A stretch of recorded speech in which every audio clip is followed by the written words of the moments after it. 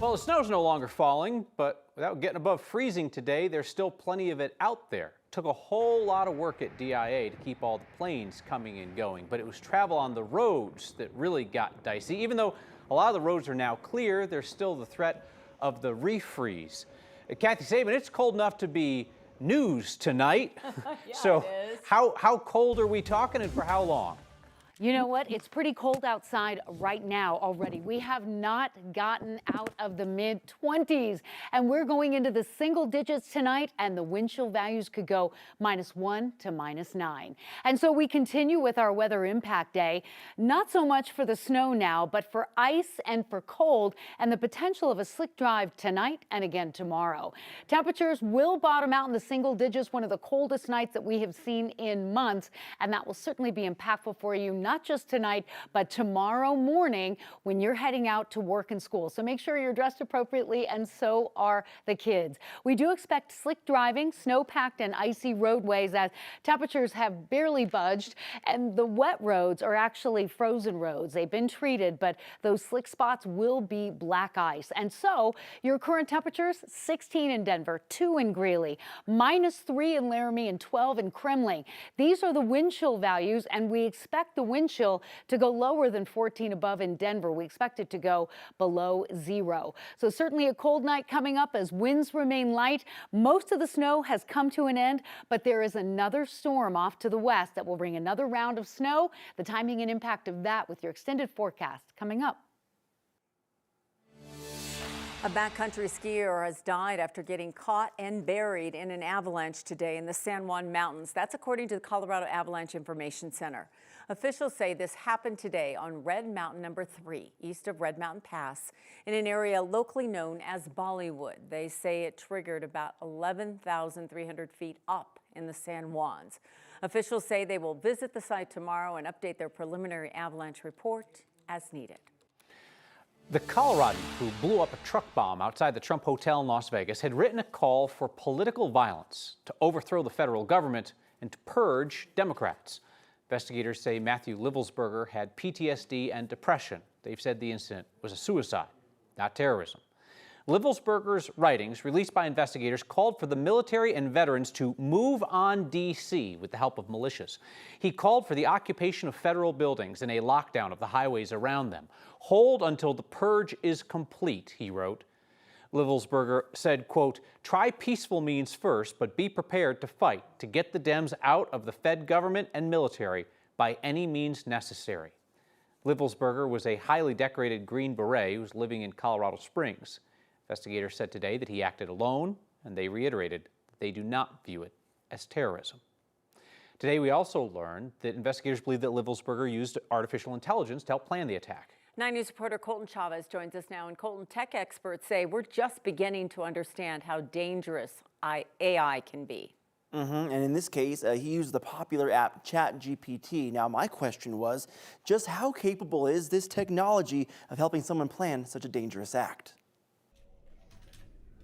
A Google search shows ChatGPT is mostly used for answering basic questions, but experts say it can do much more. I think that information and access to it for us as human beings is happening a little faster than what we were prepared for. We're all drinking from a fire hose, and we don't really have the philosophical foundations, I think, to handle things in the ways that they should be handled. Dr. Sam Jay is the executive director of academic transformation at MSU Denver. He says at times, open access to that much information can be dangerous. Yeah, it would be great to educate all of our users on how to use these things appropriately, but we can't do it. On New Year's Day, investigators say ChatGPT was used to help plan the explosion of a Cybertruck outside the Trump Hotel in Las Vegas. How capable is this technology of helping someone like this perform such a dangerous act? I mean, it's extremely helpful. Matthew Livelsberger used ChatGPT to find information about explosives and ammunition. Dr. J says before AI, that process would have taken a lot more work. Going to the library 25, 30 years ago, you had to be thoughtful about what books you were going to find, even if you were doing research, right? What news articles guy might have looked for and all of that. Work that took time for someone to think again before committing a crime. They're doing the searching and the reading and the processing and the summarizing for the human. Dr. J says we haven't begun to understand how dangerous this can be. Access to everything you would ever want access to at the tip of your fingers, and simply in ways that we've never seen before. Dr. J says he encourages anyone using AI to do as much research as possible before using these tools. Colton Chavez, 9 News. Aurora police are searching for 2 men after a 16-year-old girl was shot and killed in a home invasion. This happened this morning at the Willowick Apartments on East Jewel Avenue, not far from Havana. Police say 2 men got inside that apartment. There was some kind of a fight. Someone fired off shots, hitting the teen. She died at the hospital. The 2 men took off before police could get there. Police are still working to figure out if they knew the girl and what exactly led up to the shooting. We're unsure at this point on how exactly they got in, if they were led in or forced their ways in. Those are some of the questions our investigators are seeking to answer at this point right now. Crime Stoppers is offering a reward of up to $2,000 for information. Today, a man was sentenced for hitting and killing a teenager on his way to school. He got just 1 year for careless driving, resulting in death. 9 News reporter Rachel Krause has the details on this from the Dougco Courthouse. It's been 10 months since Alex Makowitz was hit and killed by a driver on his way to school. Today, Alex's parents say they're relieved to see the judge hand down the harshest sentence possible, but no, it's not enough to bring their boy back. 1 year of county jail with immediate work release and a $1,000 fine. That's the sentence a Douglas County judge handed down to Ruben Morones after pleading guilty to careless driving resulting in death. I can't say I'm happy, but I am satisfied. Morones was driving a work van early in the morning on March 6, 2024. He blew through a red light at Highlands Ranch Parkway and Veniford Ranch Road when 13-year-old Alex Makowitz was in the crosswalk. Morones wasn't speeding or impaired. He told police the sun glare prevented him from seeing the red light. This was one of the most horrific crash scenes that I've ever seen. But what made it worse was when Victoria showed up on scene, and our commander had to tell her that her son was dead. Alex's mom, Victoria, says everyone knew her boy.